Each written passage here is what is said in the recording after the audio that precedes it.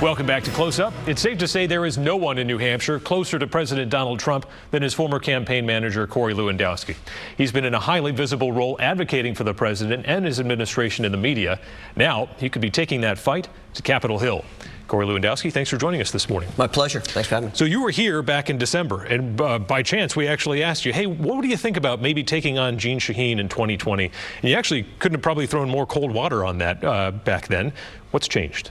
Well, look, there's a couple of really important things that have changed. Number one, you look at all the success that this president has had as the chief executive officer of our country and all of the bureaucracy that the U.S. Senate continues to impose, stopping him from putting a border wall on the southern border, preventing him from making sure we're funding our military, giving illegal immigrants free health care, free education. That's not in line with what the people of New Hampshire believe in. They believe in hard work and values that this president espouses.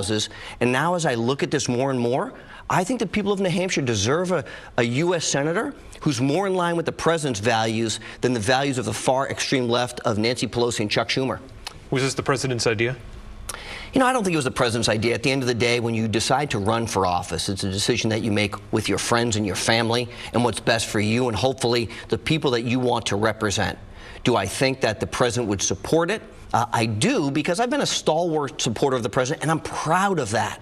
I'm not here to run away from my relationship with the president because I respect what he's done. $9.2 trillion in stock market value since he's got elected. The lowest unemployment rates for African Americans, Hispanic Americans, Asian Americans, women ever recorded.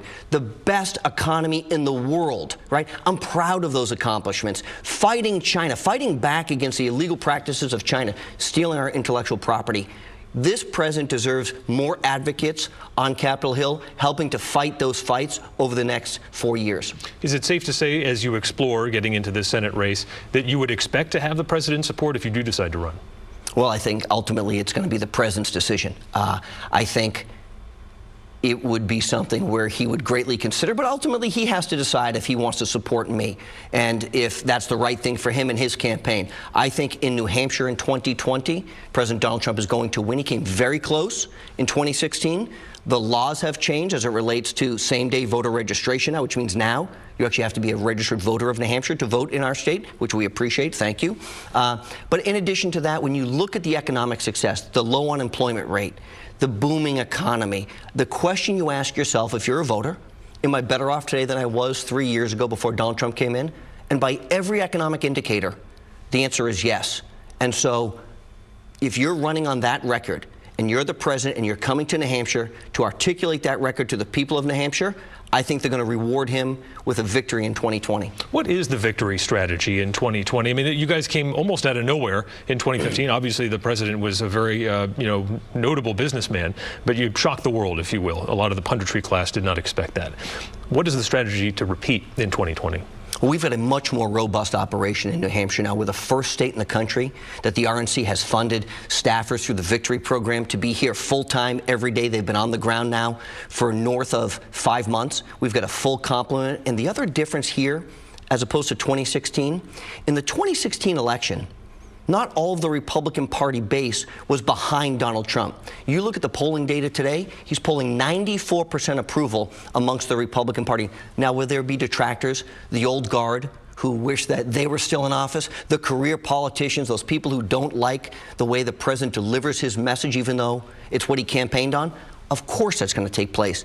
But he has a 94% public approval rating in the state of New Hampshire amongst the Republican Party, and the team that we have on the ground already is vastly ahead of where we were at this time 4 years ago. You mentioned the old guard. When this news came out about you possibly looking at this Senate race, none other than Senator Judd Gregg referred to you as, quote, a thug. It's not often that he is a name-calling kind of guy. So I'm just curious, what the heck happened with you and Judd Gregg back in the day that this is I've never spoken to Judd Gregg in my life, which is amazing. I don't think he's a New Hampshire resident anymore.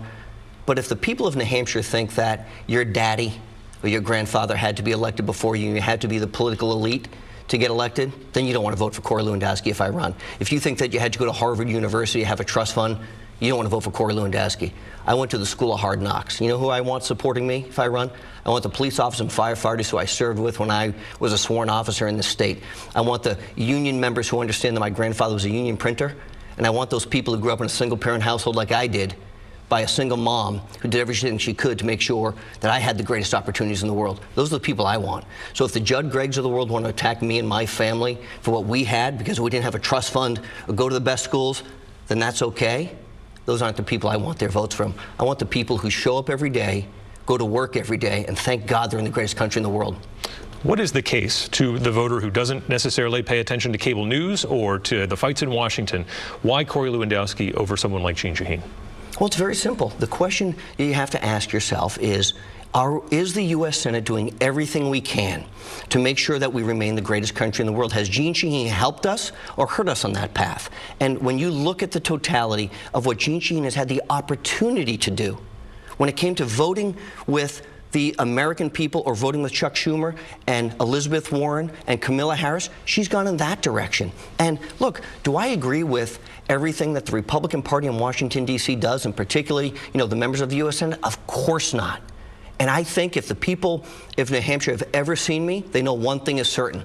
I'm a fighter. And I fight for what I believe in, whether they agree with it or not. They say I stand on principle. And the other thing they know about me is I'm going to tell them the absolute truth. And you may not like the answer, but you're going to get the truth. I don't believe in career politicians. I think they've destroyed our country. And I think when you look at people who go to Washington, D.C., not to get rich, but to go for a short period of time to make significant changes for the people that they represent, those are the ones that are most successful. I have no interest in being in Washington for the rest of my life. I read this great story just the other day. Corey Lewandowski is a carpetbagger. Okay, my kids, my 4 children have been in public schools in New Hampshire their entire lives. I've been a resident of the state for 20 years. I don't know when you stop becoming a carpetbagger, but being here for half of my life, growing up here, having been involved in my community in everything from local football to coaching basketball to coaching t-ball, maybe that's what it is, because I wasn't a blue blood of this state. But there's a lot of people who move to the great state of New Hampshire to get away from the taxes of other places, and they want that representation in Washington who represents them and not the political elites anymore. Your loyalty to President Trump would be a huge asset in the Republican primary, but let's look way ahead. If you are a U.S. Senator someday and the interests of New Hampshire come up against the White House and President Trump, where do you stand? Look, I fight for the people, if I'm elected to the U.S. Senate, that I represent. The difference is, I believe I would have an open door to the White House, to have the opportunity to say to the president, we need additional funding for the opiate crisis here. We need you up here and the vice president here to address these issues. We need to make sure that our military men and women who serve in uniform have all the resources necessary. We need more money for highway funding. I would represent the people of New Hampshire first and foremost. And the difference is right now, there's almost nobody in the New England delegation, because it's almost completely comprised of Democrats, who have the opportunity to have a phone call with the White House to advocate on behalf of their citizens, of their residents, of their constituents. We have Governor Sununu, which is a great benefit to us, but he needs help in Washington, and he knows that. And if I decide to run and I win, I would be that advocate that this state needs desperately for the next administration. What's your timeline in terms of making a decision? Well, the filing deadline is until June of next year, so we've got some time. But I think what I'd want to do is talk to the other candidates who are in the race and ask them, do we really want to have a competitive, divisive primary fighting ourselves to next September when we really want to focus on what the goal is, which is to beat Jeanne Shaheen? So we've got a little time to look at it, but the president's coming here in a couple weeks, so I'm sure I'll talk to him again about it. All right. Corey Lewandowski, thank you so much for joining us. Thank you. Appreciate your time.